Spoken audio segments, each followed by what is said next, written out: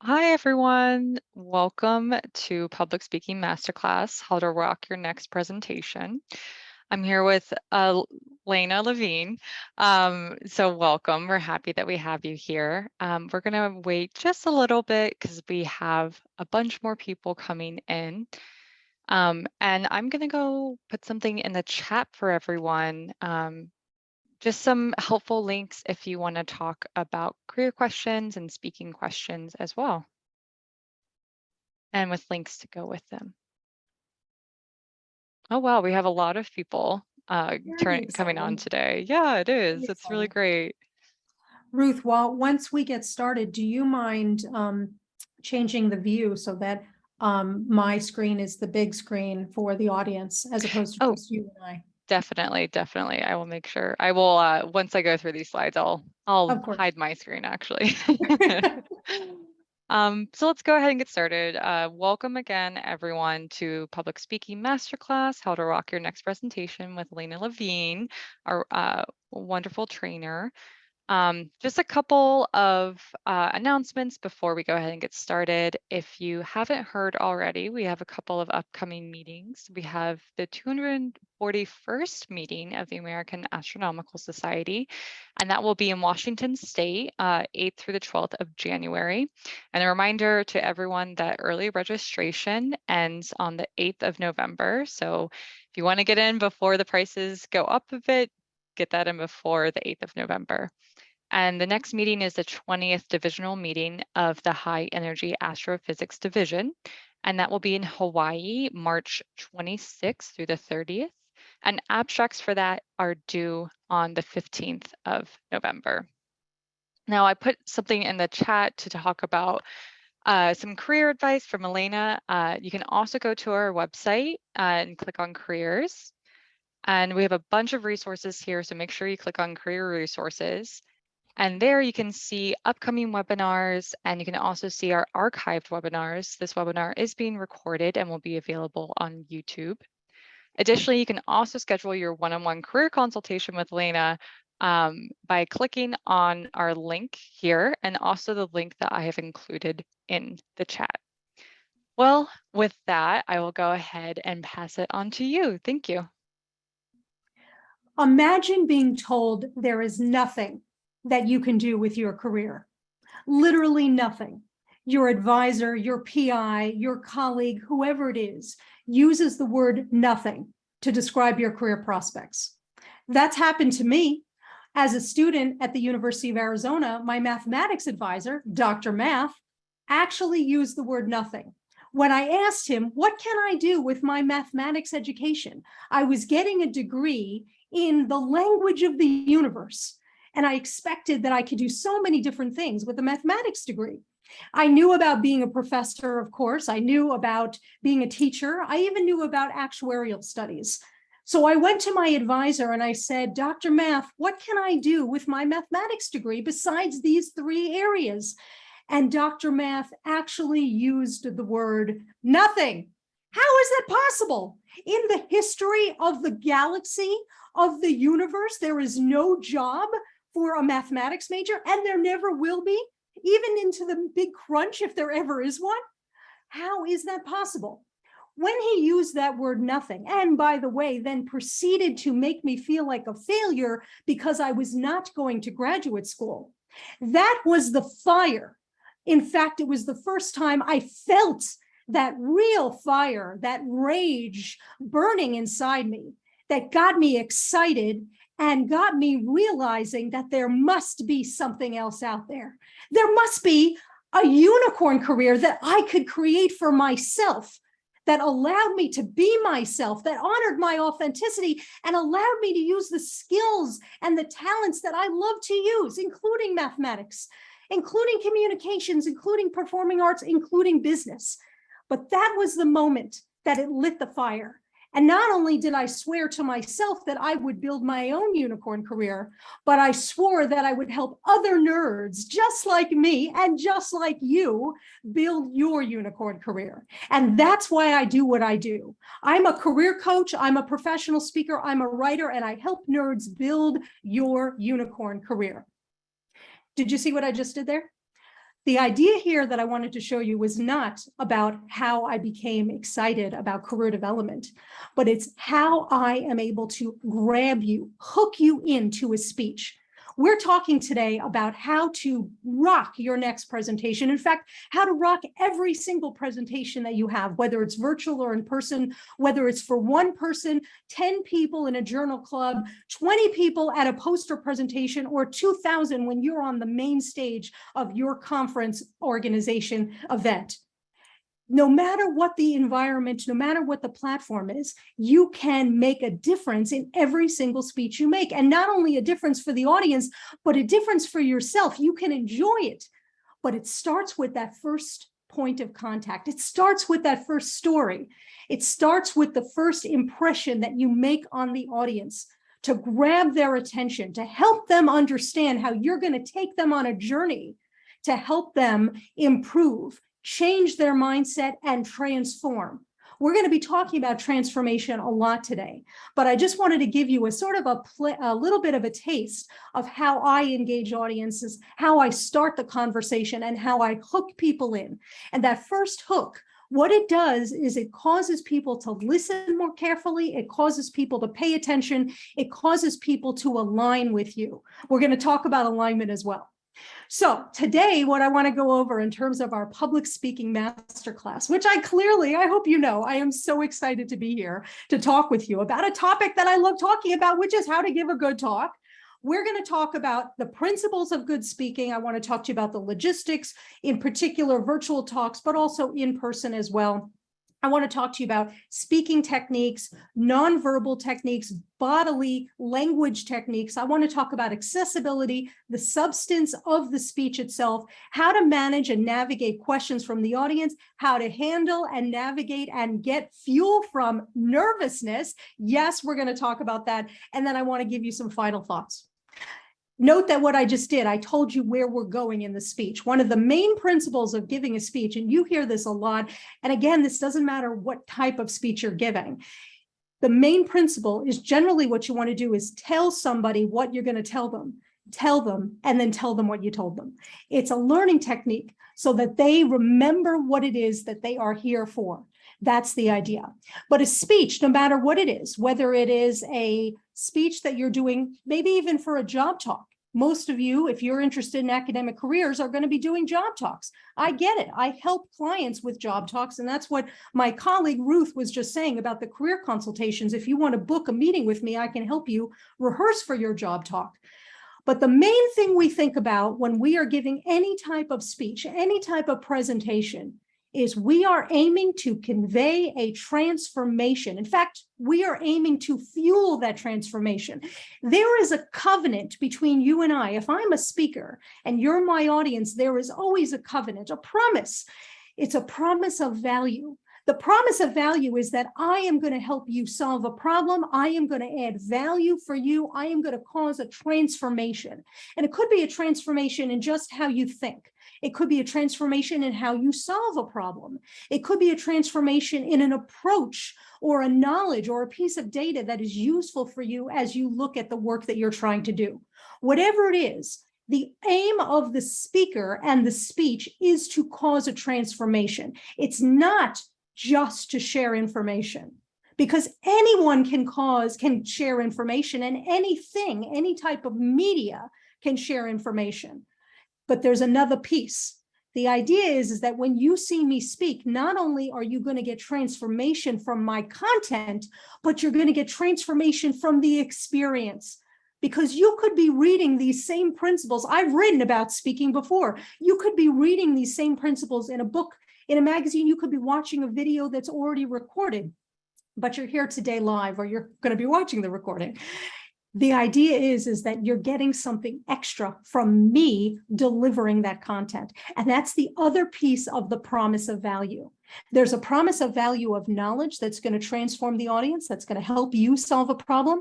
But there's also a promise of value in terms of an entertainment value, that you're going to create a journey of learning together that's going to help the audience succeed in whatever it is that they're trying to do.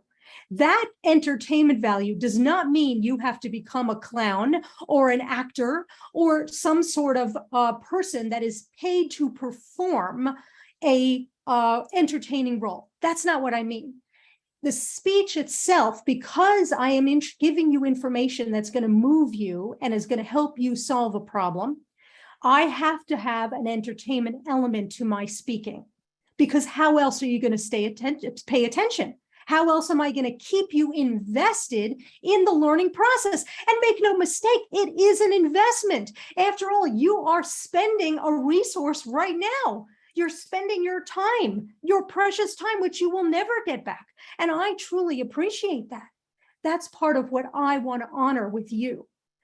The idea is that the promise of value is going to be information that's going to move you forward and an entertainment value that's going to help you move forward, because that's how we're going to be educating. The entertainment acts as the educational journey. We'll talk more about that. But I mentioned the audience, and I want to talk to you about that too, because that's a major principle of giving a really powerful speech, is always honoring the audience. You know, I became a professional speaker, meaning a paid speaker, somebody who is paid to speak as a living. That's my job, is speaking.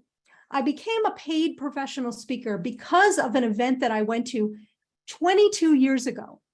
I was at a conference for staff when I was working for the University of Arizona. It was a professional development day, and the keynote speaker gave a speech, and she proceeded to insult the audience in that speech, actually leading the audience in a round of applause for her son, who had just gotten into a very prestigious university. And I watched as she said, "I'm so great, and my son's so great, and we, like, hooray for her and hooray for her son." I thought to myself, that's an interesting choice. Why are we celebrating her son getting into a prestigious university? Why is that part of our learning experience? How is that a transformation? As I looked around the audience, I realized that the body language of the audience had changed as she started celebrating her son's success and clearly celebrating her own success. Suddenly, people were frowning. People were crunched over and hunched over. They were upset. They were visibly displaying upsetness because they were seeing something that was unattainable for them. She was disrespecting the audience by celebrating her that had nothing to do. There was no lesson for the audience for that. And that was when I realized, my goodness, if she's doing that, I can do that. I can do that and honor my audiences. And that was also a fire. And that fire, that mantra of if somebody does something, I can do it and I can do it better, has served me throughout my career. I always aim to be better, but that's partly what I'm trying to do with you. I want to help serve you. If you are speaking, you have to respect and honor the audience. I'm going to give you examples of how to do that when people ask questions in a little bit. But the most important thing you should be remembering is always honor and respect your audience.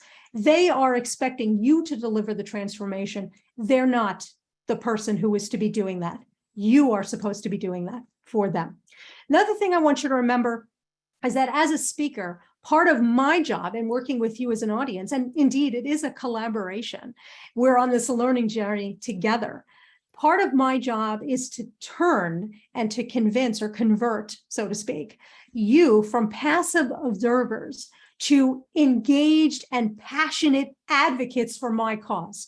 So if I'm speaking about a scientific topic, it means that I want you to take this knowledge, take this data, take this piece of information and use it so that you can transform your science, transform the way you approach thinking and approaching your research and your investigations and your mentorship as well.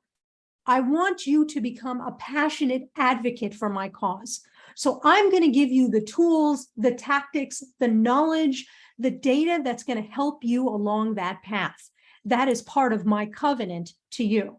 I also want to engage you with stories. Stories are so important. Stories tell and reflect our humanity. And one of the things that you want to think about as a speaker yourself is demonstrating your humanity.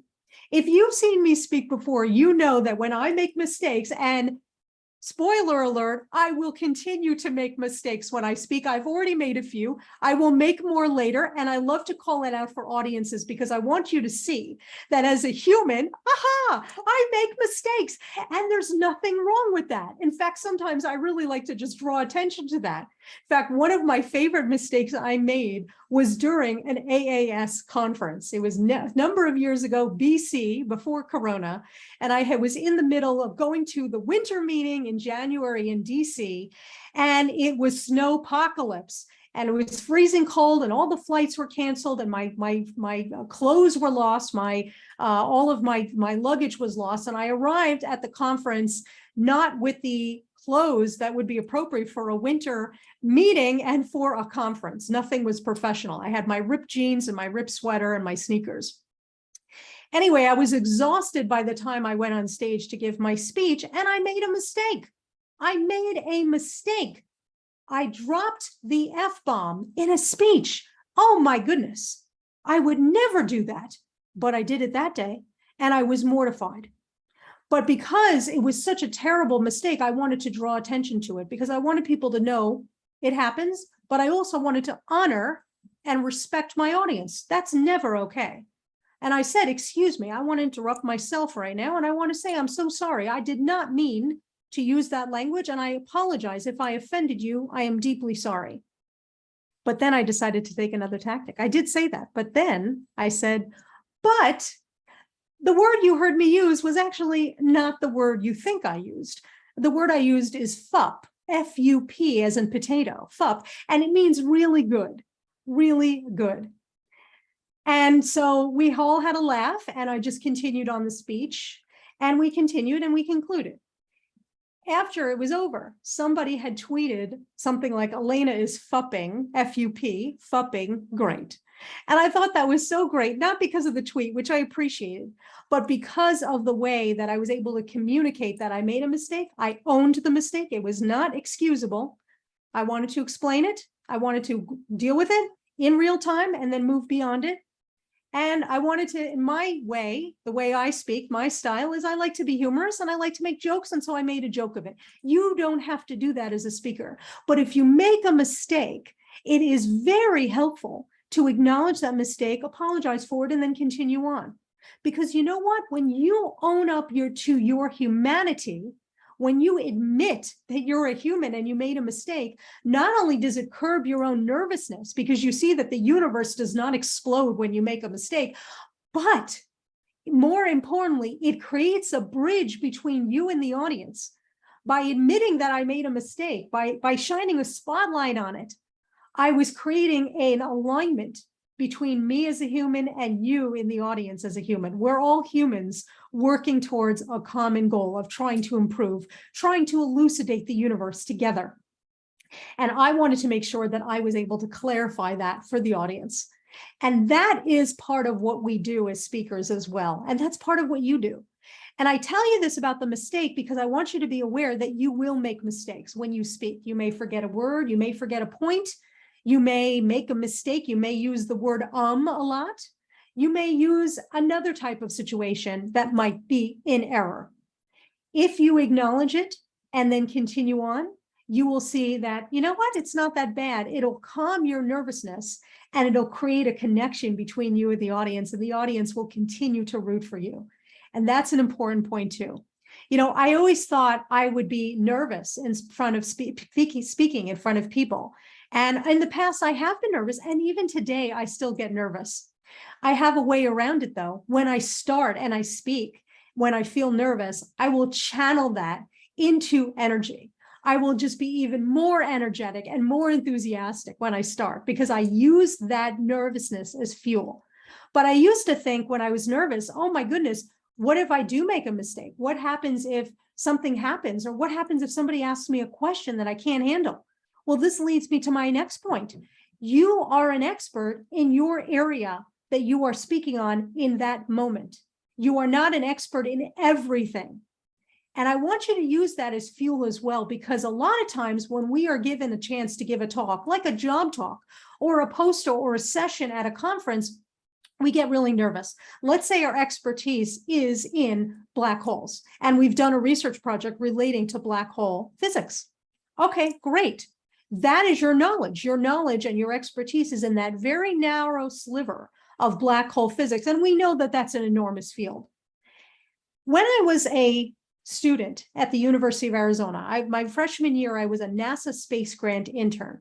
Any of you NASA Space Grant interns, throw it in the chat. By the way, I did that as an engagement. I wanted you to see that. I was a NASA Space Grant intern. I was studying quasars and Lyman alpha clouds, really interesting stuff. And I remember at the end of the season of having this internship, you have to give a presentation. I remember being so scared. I was nervous out of my mind.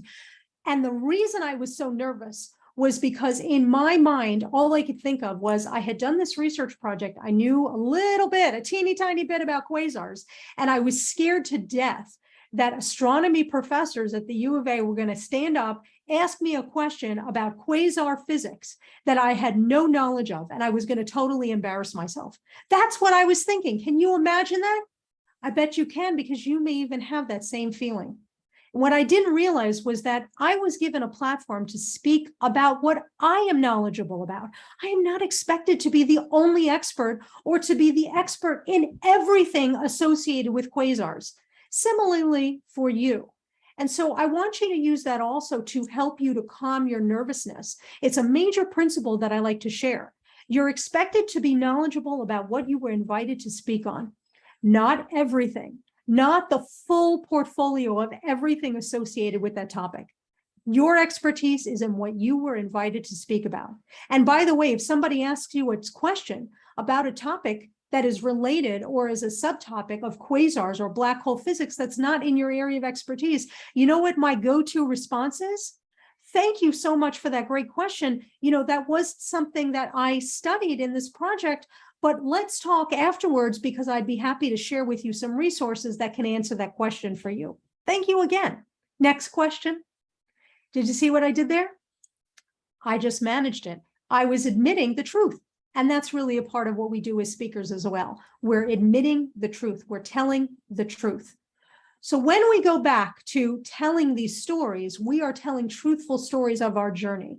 When we're giving a job talk, we are telling the journey of our career, of our jobs, of our experiences as a researcher, what we've done in the past and the present, and how that relates to the future. The outline that I like to use for almost every speech is something I talk about a lot in career development. Problem, solution, result, and spin back or ramification. What is the problem that I am going to help you solve today?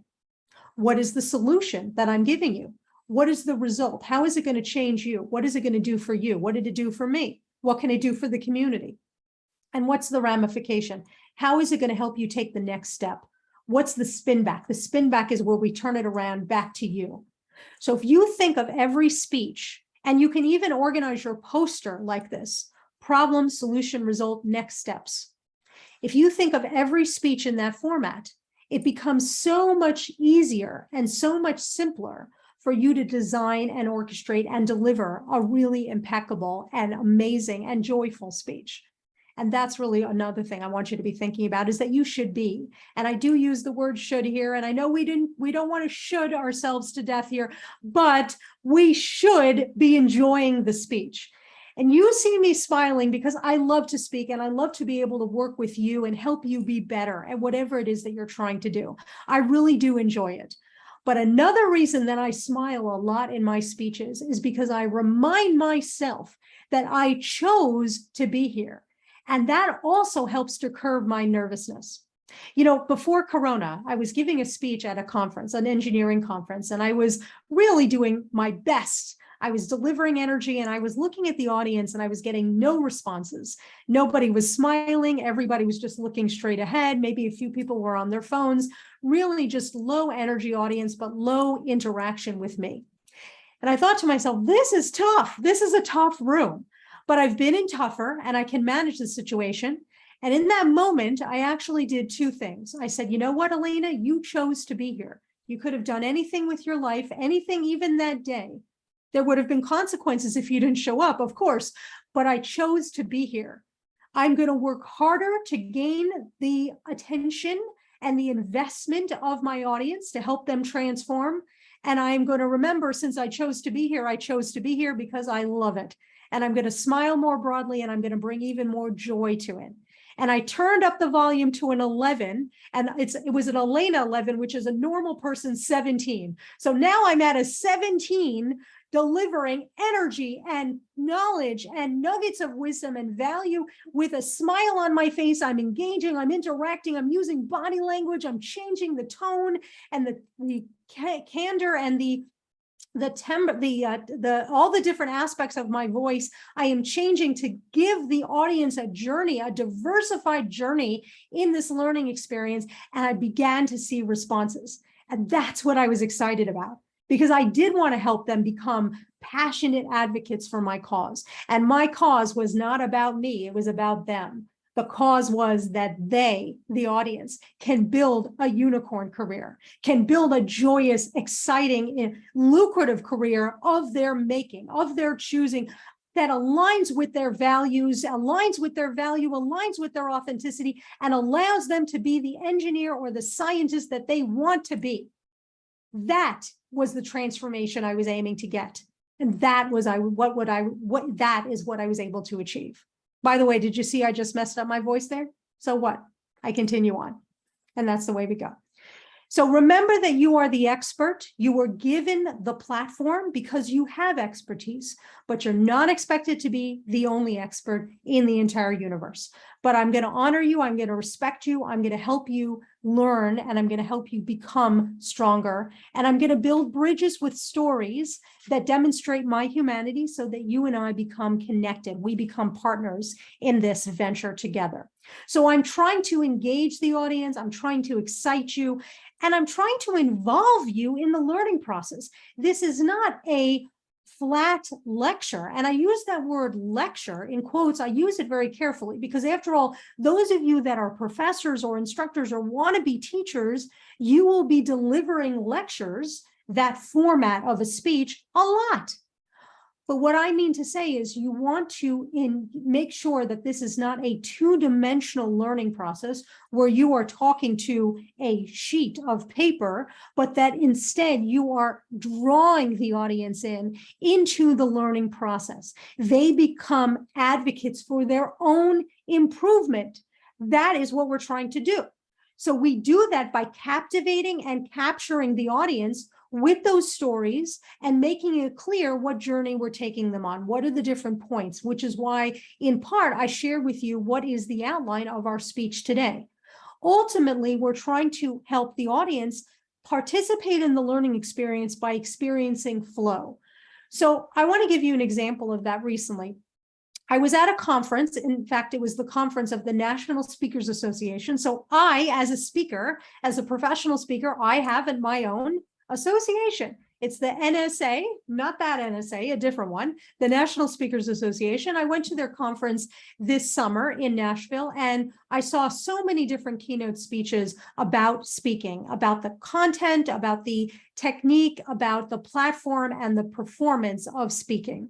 And in one of the speeches, the idea was how to engage the audience and how to energize them and how to engage them and help them be advocates for their own learning and journey.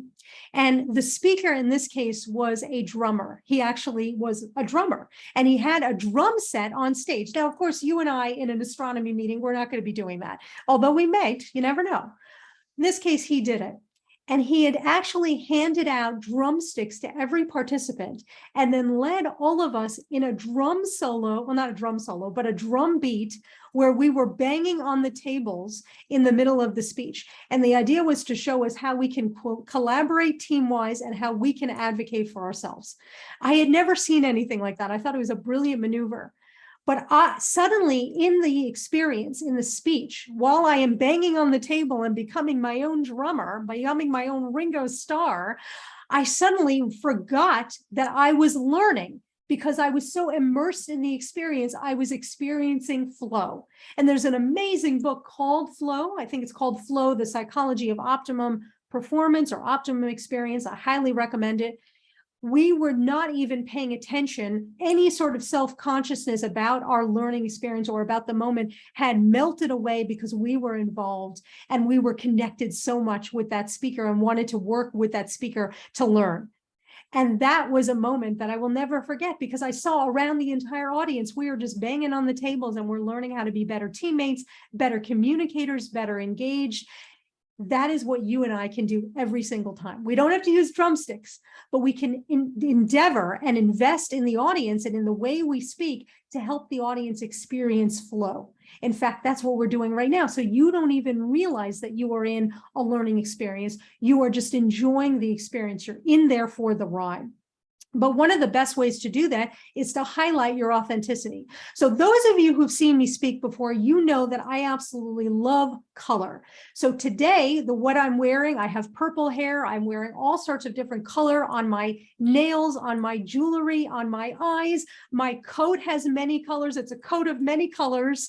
And I love color. I absolutely love color. And I've really made a mission of mine in my fashion choices, in my makeup choices, in everything I do. I want to experience and just really lean into being colorful.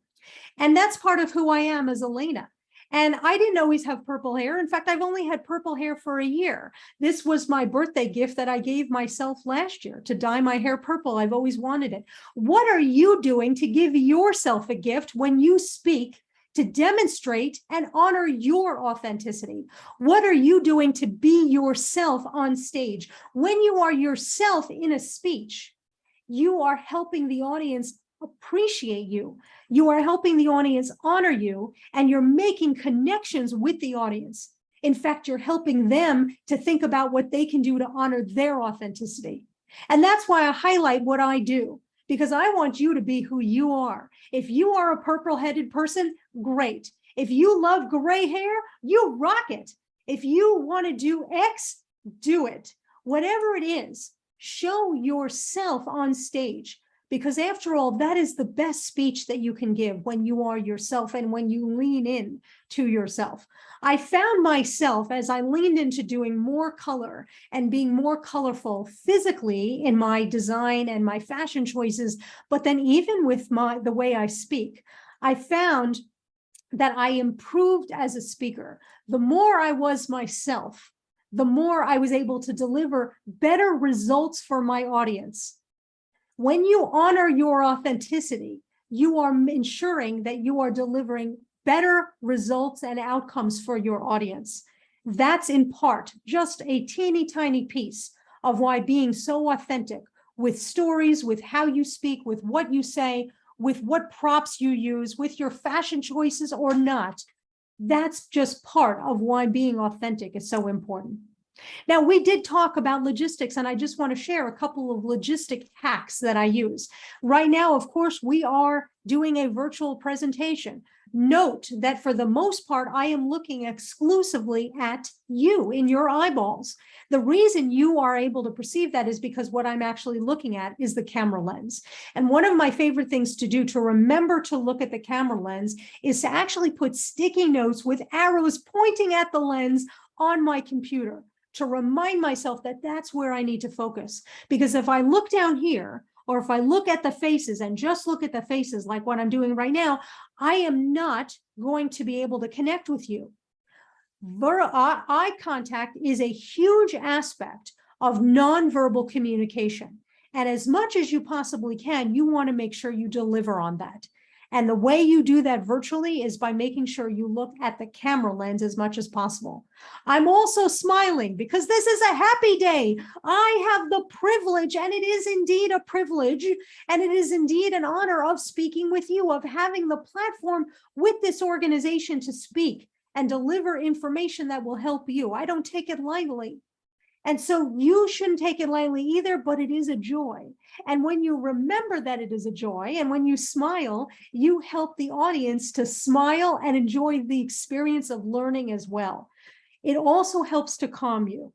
So smiling is a huge aspect. And another hack that I use is I often will even put a sticky note near my camera that says smile, to remind myself to smile.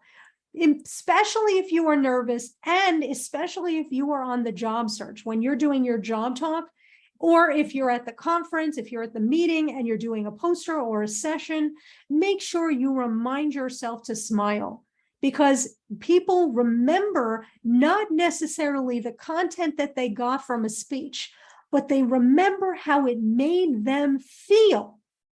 And if you want to help the audience remember a feeling that will help you get hired, that will help you be a great collaborator, that will help you connect with the audience, you want to impart joy. And the best and easiest and simplest way of doing that is to smile. It really is. But honestly, when you're on the job market, you want to help the audience, in this case, the search committee or the colloquium audience, you want them to know that you're excited to be here. You wanted to be here because you're excited to collaborate and contribute to that department, to that institution, to that university. So you smile. Remember to smile. I'm also going to be mindful of the lighting. I want to make sure that I am seen, my face is illuminated. I don't want to be backlit, so I don't want to have a light or a window behind me. I want to practice at the time of day when I'm going to be speaking, so I can check the lighting, check the internet speed. I want to make sure that I understand what platform I'm using. Am I using Zoom or Skype or Teams or something else? And I want to practice on that. I want to get used to looking back and forth between looking at the camera lens, looking at people's faces so I can get a sense of what their audience reaction is, and looking at the chat if people are asking questions. Admittedly, I am not doing that today because I wanted to give you a one-to-one speech and help you understand how to connect to the camera and connect to the audience. Another day when I do webinars, you will see, and workshops for AAS and for other organizations, you'll see me moving my eyesight between the camera, between the audience, between the chat. I'm looking to do that. Today, I'm not. But that's something you want to practice with as well. And you also want to be mindful of what's behind you. It should be a clean, it should be a neat and tidy space. I try to emphasize the global nature of the community that I am speaking with, that I am part of, and that's why you see what you see behind me. But the ideal is that it doesn't have to be even as complicated in this. You could simply have a blank screen or a blank wall behind you. You don't have to invest in any fancy furniture or any fancy backdrop. Most importantly, can you be seen? Can you be heard? So you want to make sure that your microphone is a good microphone. That might be something that you're using with headphones, and that's fine too. But you do want to make sure that you are seen, that you are heard. If you're using slides, that those are visible. So since I'm taking you on a journey, I want to talk to you about speaking techniques, how to create a colorful, diverse, dynamic experience for the audience. It's a visible dynamic experience, but it's also an auditory one as well. So I am creating changes in the volume of my voice, and I'm using pauses to emphasize important points. I am changing the quickness of my voice. I am changing the tone of my voice, depending on what I am trying to share. I am changing the pitch of my voice. So you can practice with all these different techniques, but the idea is that it should not sound like this, because otherwise somebody will tune out. They will not listen to you or pay attention to you if it sounds like this. And part of the speaking techniques that you can use, and to be clear, I very, very, very rarely use a script. I very, very rarely use a script. I prefer to have my points written out, and that's what I'm using today. I have a few points I've written out. I prefer to have the organic nature of the speech come out. Now, admittedly, I am a professional at this. I do this a lot. I'm doing another speech tomorrow, in fact, on the same topic for another organization. So I am used to speaking for audiences. I'm used to speaking for the camera. You may not. That's why practicing is so helpful. But going back to the idea of using a speech, if you feel that having a speech will help you to be successful, less nervous, then great, try it out. But I always encourage people to write in what I call qualifiers into the speech, so it doesn't sound like you are delivering just a speech, because it shouldn't feel like a speech to the audience. It should feel like a conversation. So the qualifiers that I use are like the following. I may give a point, right? We want to make sure that if we're using this approach in using machine learning to look at this astronomical data, we take X approach and use Y. And the reason we do this is because of Z. It's really interesting, isn't it? Because when we use Z, we can do X, Y, and Z. So the point that I just made about it is really interesting, isn't it? That's what I call a qualifier. I can actually add that into my script. It makes it seem like it's not a scripted event for the audience, but for me, it's written in. The idea is that if I need the architecture, the structure of a script, I can still write in pieces to the script so it sounds like I'm having a conversation with you and I'm not delivering a piece of paper. The more you use a script, the more you should practice with that script and practice not using the script. In other words, I would encourage you to consider doing a number of different rehearsals with the script, but then putting the script away and practicing without the script, even incorporating qualifiers organically in the moment. So you get used to not using the script, not being beholden to it. It's a structure that is helpful to you, but it doesn't have to be the only thing that you say. You can play around with it. And I think the more you use a script and the more you practice with the script, and then the more you practice without that script, the more you will feel comfortable in just delivering your speech, whatever it happens to be, just with your points. And after all, that's what people are here to experience. They're here to experience the message that you are giving them, not the script.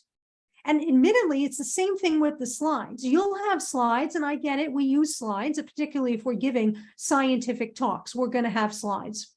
The slides are useful. They help visualize the data that you are delivering. It helps explain the approach and the techniques that you've used. So slides are very relevant and useful for you and I. But the thing is that we do not have to be tethered to the slides, and the slides are not the show. You're the show. The slides are just a helpful aid to communicate the problem and the solution that you are endeavoring to deliver to the audience. That is the key aspect of that. So we want to make sure that we are not just having the slides tell the show or tell the story. We're telling the story. Now, you'll notice I use a lot of nonverbal techniques. In fact, I'm using it right now with my body, right? I am a very handsy person when I speak. I love to use my hands. If you've seen me in person, I am a migrator on stage. I love to walk around. I engage with the audience. In fact, one of my favorite techniques to engage with the audience, and can I tell you a secret? Note the body language there. Can I tell you a secret? I actually use this to curb my nervousness at the beginning of a speech. As people are coming into the room, if we're doing this in person, and you'll see me do this at the winter meeting, one of the things that I do is I actually start talking to the audience members. Hi, how are you? Welcome. I'm Elena. In fact, I will actually even scroll through the audience and introduce myself to people. It's a way to connect with the audience. It's a way to introduce myself, to calm my nerves, but there's another tactic associated with it. I am actually getting advocates for myself in the audience so that when I speak, I now have somebody that I can gaze upon. I can actually lock eye contact with, because after all, I've just made that person's acquaintance. And so now he and she and they and we are advocates together. We are partners. And it actually helps that person to feel more connected to me. It helps me to feel more connected to them, but it's just a piece of my engagement that I'm trying to do. Give it a try. You do not have to wait until you speak to speak with the audience. You can start engaging them as soon as they come in, and it will help to calm their nerves as well. But it's just part of what I try to do. So the body language that I use is part of a visual story that I'm telling, the engagement, the diversification, right? If you see me moving, if you see that, you're going to experience the movement as well. And you're going to be more engaged in paying attention, because you never know what I'm going to do with my body. But if I'm doing a virtual talk, my the visual of my body language has to be exaggerated. I was thinking about this when I saw Michelle Obama speak, and I think I don't remember if she actually said this or called attention to this, or if there was somebody else who had called attention to this. She uses her hands a lot too. I love to see her speak. When she speaks on camera, her hands are elevated because they have to be seen by the camera. So normally I use my hands a lot. If I am speaking to you in person, my hands are not up near my face as they are right now. They're actually closer to my torso. And I'm still using my hands, but they're lower down. But of course, now my hands are low. You don't see them. In fact, you might see my fingers just popping up a bit. I have to make sure they're on camera. So right now, virtually, and to create that visual diverse story that I'm trying to impart to you, I am sharing my hands and moving my hands for the camera in an exaggerated way, and also in a location that normally would not be there if I was doing this in person. Similarly, because the camera only sees a square, normally my hands would be all over the place. Now I have my hands stretched out. You can't see them. I have to bring them into what the camera sees. So the more that we nod and smile and use our hands and look at the community, look at people in the audience, the more we engage nonverbal communication, the more we are encouraging people to continue the investment that they have started with us for this speech. And make no mistake, what we're trying to do with that investment is keep their attention the whole time. If I can't keep your attention the whole time, then I'm going to lose you. And you're going to miss important points that I'm trying to make that will be critical for your transformation. So part of what I have to do as a speaker is I have to engage you every single moment. And one of the tactics I use is that nonverbal communication. But accessibility is very important. Note that as I've been talking to you and telling you about using my hands, and I've been using my hands, I've also been verbally explaining to you what I've been doing with my hands. The reason I'm doing that today is because I recognize that there will be people in the audience who are blind, who have visual accessibility issues. So I want you to be able to enjoy the speech as much as everyone else. And I'm smiling now as I say that because I want you to enjoy it. I want you to experience it. So I share the different things that you are seeing or may not be able to see. I'm also smiling as I speak because the joy in my voice is transmitted when I smile for the audience. And for someone who has a visual accessibility problem or visual disability, I want to make sure that you know I'm happy to be here.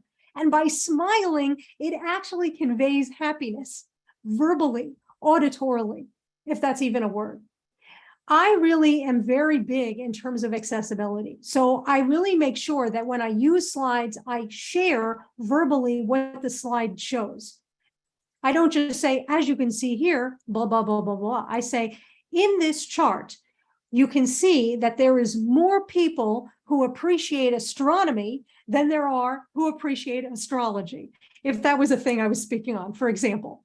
So I actually walk through auditorily, verbally, what it is that can be seen in the visual. I began doing this more consciously in the last few years because I want to make sure that everyone is experiencing the speech, whatever it is that I'm speaking about, that they are having the same value added as everyone else in the audience. And some people can't see as well. So I'm going to make sure to give you verbal cues that help you experience this. One of the jokes that I like to make a lot is a joke about my hair. I like big hair. My hair, I like it to be as big as it possibly can be, as big as the black hole at the center of the galaxy, maybe even bigger. And I constantly make jokes about how big my hair is. In the past, I would simply just point at my hair and say, you see this? Thank you for doing what you do, because this, as I pointed to my head, is because of you as scientists, trying to make a joke about how you as scientists have innovated hair care style products that have enabled the vastness of the bigness of my hair. But I realized, wait a second, there are people who don't know what I'm pointing at.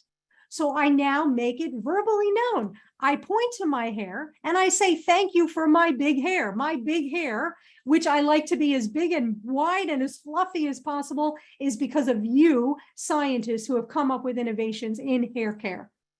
I'm going to make sure that everyone is able to experience this. Similarly, for those of you who are hard of hearing, I'm going to make sure to enunciate what I'm saying. I'm going to make sure to slow down and speak more slowly, because I do have a tendency to speak fast and I want to make sure you can hear it. I want to make sure the captions are able to capture it. And I want to make sure if you can read lips, I want to make sure that you can read my lips. And I'm going to make sure the visuals that go along with the speech are adding value for somebody who is hard of hearing. Everyone should be able to have equal value from your speech. What are you doing to make it accessible? That's the question you have to ask for yourself. So another thing I want to be thinking about is what's the substance of the story that I'm telling? As I mentioned, I'm trying to convey ideas, approaches, information, data points that's going to cause a transformation. I'm going to do this through stories. And so stories become a teaching tool. They become a bridge between my humanity and yours, a bridge as part of our learning journey. And also, honestly, a bridge between the past and the present and the future. I really think a lot about that when I'm delivering talks for jobs, right? When I'm on the job circuit, job market, when you're on the job market, when you deliver your job talk, the job talk is a bridge. It's a bridge between your past and your present as a researcher, as a teacher, as a DEI or diversity, equity, and inclusion advocate, and the future of what you're going to do with all three of those things at this institution. You're creating that bridge. The bridge, the main substance is problem, solution, result. And stories can be used for that purpose. You can have entertainment, you can add humor if it's appropriate, but sometimes humor is not appropriate. You know, I want to tell you a story. A few years ago, my mother, with whom I was incredibly close, passed away. In fact, she died overnight, and I actually found her the next morning. She lived with me. You can imagine how devastating that was for me, and how sad and frustrating and upset and depressing it was for me to lose somebody with whom I was so close. And it sent me in a tailspin of depression and despair and sadness for a really, really long time. And it culminated in this moment. I had been in this pit of despair, a pit that I could not claw out of. It was like the pit in The Dark Knight Rises. There were creatures in the pit that were trying to get me to stay in the pit, a pit of despair and depression, of sadness. I couldn't get out of this pit, and there was no escape. There was no light. It was a black hole. It had sucked me into. I could not get out of this pit. And this pit that I was in was so horrifying and so sad. I was sitting watching television one day, and I had been so upset. I hadn't taken a shower in days. And I was ruminating in my despair and my depression and my just filth, my filth of mind, my filth of heart. And as my depression continued that day, as I was watching TV, my eyes went above the television to gaze at the wall. And for some reason, I just started getting so angry at that wall, just so furious at that wall. And I started visualizing that wall being destroyed. And I started screaming at that wall, actually screaming out loud, cursing at that wall. I hate you, wall. I hate you. You're disgusting. You should die, wall. You're horrible. And I actually stood up to get a hammer to bang holes in the wall to actually destroy my own home, because I was so upset. I wanted to take the despair that was in my heart and knock it out by destroying the very thing that was keeping me safe, my home. And I stood up and I picked up that hammer. I had that hammer in my hand, and as I looked down, I saw art that was leaning up against the wall that I had never hung up, art that was owned by my mother. And in that moment, instead of banging holes in my wall. I picked up a nail and I banged a nail and I hung up a piece of art. And then I hung up another piece of art and another. And before I know it, I had 6 or 7 or 8 pieces of art hung in my house. Instead of holes in my wall, I had created a holy place, a place that celebrated the love between myself and my mother, that celebrated art. And in that moment, I had a turn of heart. Could the art fill the hole in my heart? No, but it was a start. It was a start in excising myself from that pit, that dank pit of despair and depression and horror, towards light, towards art, and towards love and honor, not just of my mother, but of myself. It was a moment in which I started to become myself again. And I began to develop a series of rules to help myself grieve and help other people grieve in those moments as well. Did you see what I did there? I wanted to share that story. That is a true story. I share it a lot, actually. There was nothing funny about that story, although at times when I do tell that story, I add lightness to it. But what I wanted you to see was how you can get somebody's attention, how you can still have them invest in you as a learning mechanism without being a comedian, without giving humor. You can still be serious about what you're talking about, even the most serious thing, death. And you can still impart wisdom, information which can help move the audience. That is what we can do. I challenge you to think what the hook can be in your next speech. It can be there, and it can help to engage the audience, and it doesn't have to be something humorous. Before we go today, I promised that I would talk to you about how to manage questions and how to handle nervousness. So let's talk about questions from the audience. The major thing when you get a question from the audience is I always acknowledge the questioner. Thank you so much for asking that question. After all, asking a question, particularly in a live in-person event, is scary. So I'm going to honor you and I'm going to say thank you. I'm going to even say thank you for that great question. Now, part of the reason I say that is to honor you, but part of the reason I say that, I want to tell you the technique is to give myself a few moments to collect my thoughts and figure out what I'm going to do to answer. So when I say thank you so much for that great question, I'm glad you asked it. I'm respecting you, I'm acknowledging you, and I'm giving myself time to think about what I want to say. But I am going to do that.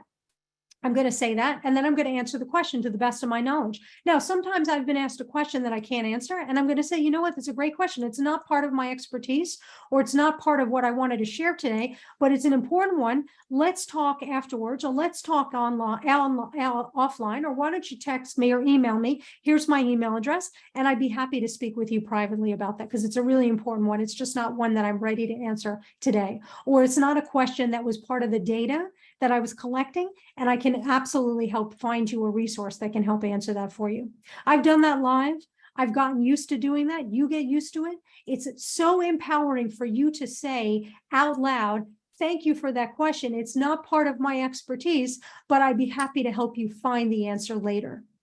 To know that you are not the expert in everything about that topic or in everything about astrophysics. It's so empowering to hear it. I challenge you the next time you are asked a question to actually answer it that way, particularly a question that you don't know the answer to, but maybe you're running out of time too. You can simply say that. Unfortunately, we're out of time, but I'd love to answer that for you later. Send me an email. Let's set up an appointment to talk.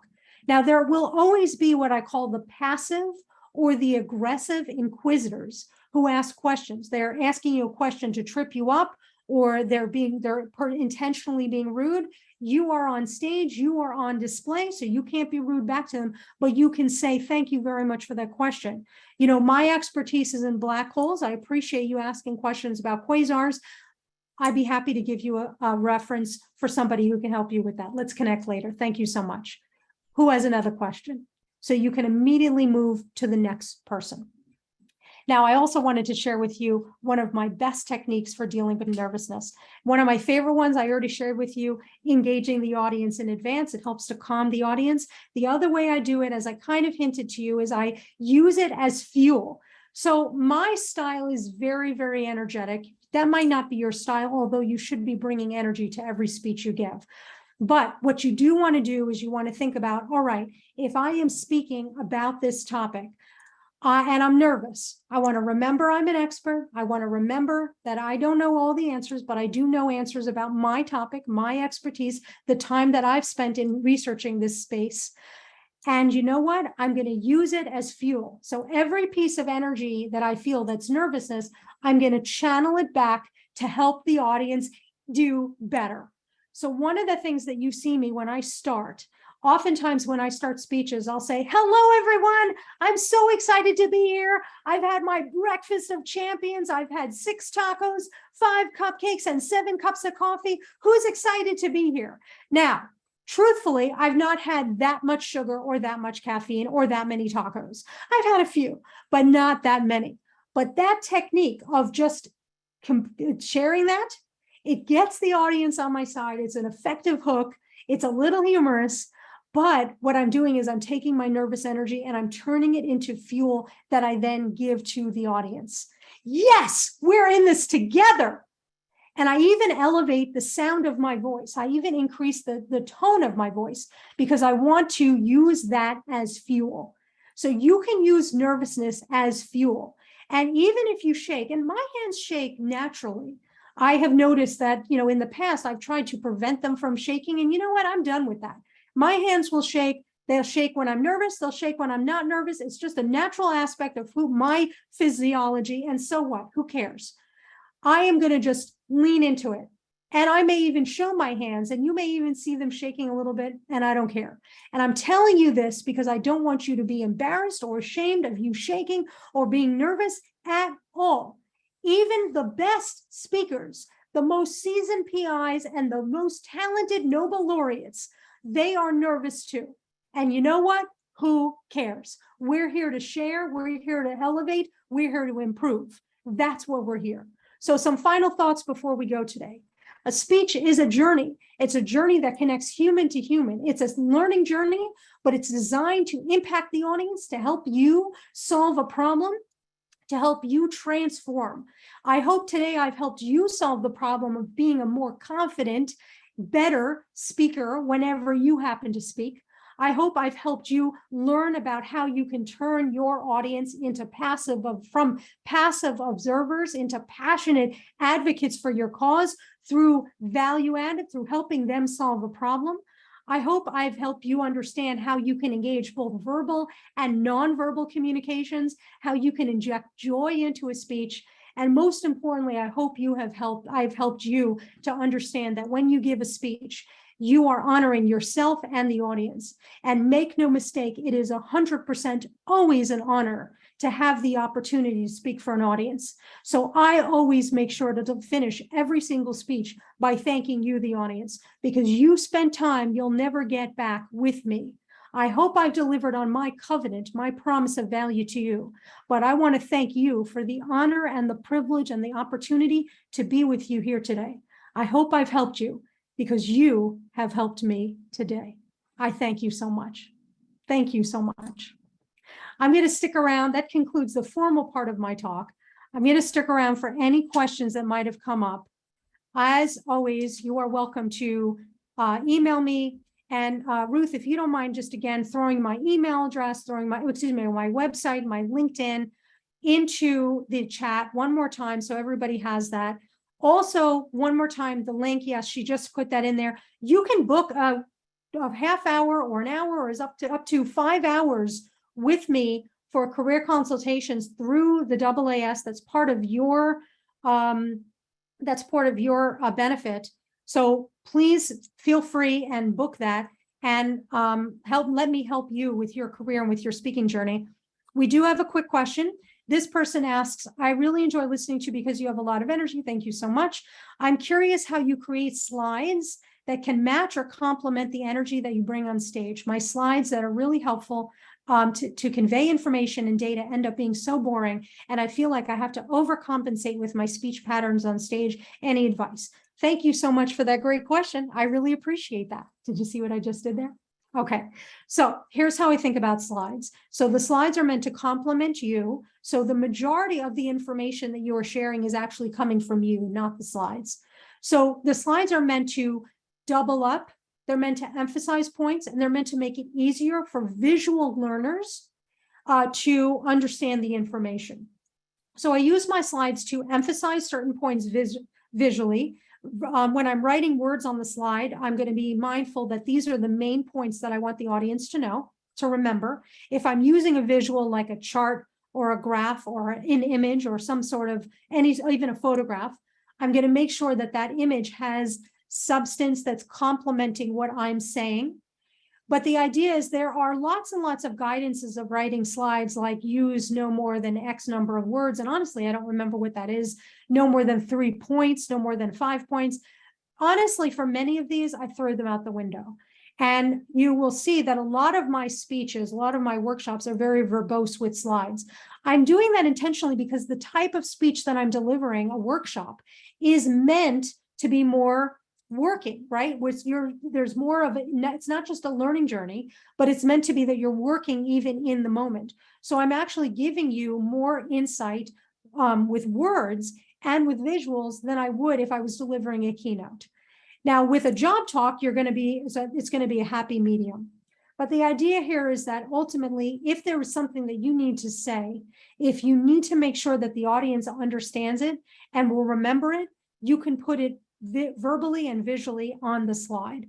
And I'm happy, and this is, again, watch my technique with this. I'm happy to give you more insight on how to do this. If you want to book a meeting with me, that's part of your benefit package. Take advantage of that. I'm happy to help you, and I can answer any additional questions you might have later. Elena@elenalevine.com. So we have another question.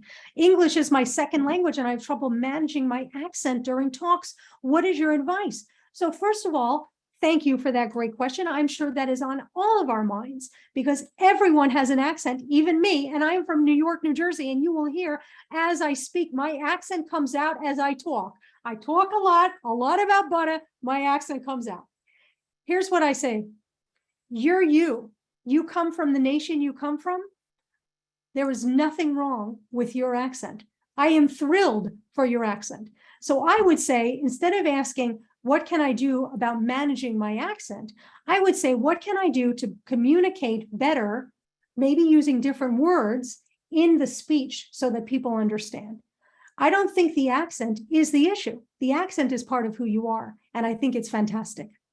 I think it's perhaps the words that you choose. Perhaps it's the rehearsal to help you feel more confident. I think that's probably what you can work on, not the accent. Absolutely not. We have a great question, and this question is from, I'm not going to say who this is, but this person is somebody who I've worked with before, and I thank you so much for this question. What is the best practice for having a coughing fit that comes back during a talk? Just ignore it and push it on, or say something about it. Thank you so much for that great question. That has happened to me. It will continue to happen to me. You know, when we have a coughing fit, when I'm doing it with Zoom, I will honestly, if I have to cough, excuse me, cough, cough, excuse me. If it continues, I will say, excuse me, one moment. I will mute myself. I will cough, and then I will come back. Now, if I'm on stage and it happens, I always try to always have a bottle of water or a glass of water with me on stage. Indeed, today I have my water with my metal straw, because I'm trying to be environmentally friendly, available for me should a coughing fit happen. And that has happened to me. It will, like I said, it'll continue happening to me. So I think if we acknowledge it, excuse me, I apologize. I'm having a bit of coughing right now. Do it and then continue on. Here's the thing, you're a human. You're going to cough. It's going to happen.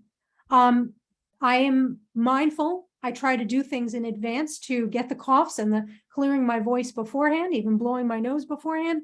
But sometimes it just happens. So I think just rolling with it, but having tools available, knowing that it might happen, like tissues, like water, like a straw, things that'll help you if that happens. So another person asks a really interesting question. Do you have any advice to talking to younger audiences? I often try to engage 11 to 16 range, but I find that high schoolers are a bit hard to work with as they like to practice stoicism. I love that question. Great point. So when you're talking to an audience, you want to speak in their language, right?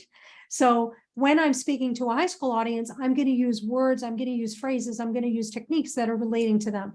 I'm going to use examples from their community, right? So for example, I want to give you something I even did today. As I was telling you the drumming story, I referenced a drummer. And I don't know if many of you know this drummer. I hope you do. Ringo Starr. He was in the Beatles. Okay. Maybe that ages me. I'm almost 48 and fabulous, but so what? I grew up listening to the Beatles. You, as a high school student, if I'm speaking to high school students, you might not know who the Beatles are, which admittedly is sad, but that's okay. But you probably know who Jay-Z is. You probably know who Dupalua is. And I hope I'm pronouncing her name right, or their name right. I hope you probably know who Katy Perry is. So I'm going to use examples from your life, from your culture, from your community, because that way you and I have a bridge. If I only talk about singers and bands that were in existence and may not even be touring anymore now, that you may not have heard of, you're not going to understand the point. But if I talk about, Lady Gaga, you're going to know what I'm talking about. And that's going to illustrate the point. So you use the language of the community that you're speaking with. That is the most effective thing to create a bridge. I just want to take a quick look and see if there's any other questions. Yes, thank you. Peace and love. Yes. Anybody else have any other questions? I'm seeing some comments coming through. You are welcome to message me. Again, my email address, I'm going to quickly write it in the chat for you. You can email me a quick question. If it's not something I can answer in an email, I will be straight with you and I will tell you to book a meeting with me so that I can get into more detail with you. Actually, I just realized that it's not going. Ruth, do you mind just throwing into the chat my email address? It's elena@elenalevine.com for everyone. This concludes our formal portion of our talk today. If you have any other questions or comments, as always, email me, contact me, connect with me on LinkedIn. On LinkedIn, I'm Elena G. Levine. If you enjoyed this, I encourage you to post on social media, on Insta, on Twitter, on LinkedIn. I'm Elena G. Levine. I think also on TikTok, I'm Elena G. Levine. So post, let me know how I've helped you. And I wish you the very best in your unicorn career and in your journey as a speaker. Thank you so much, everyone.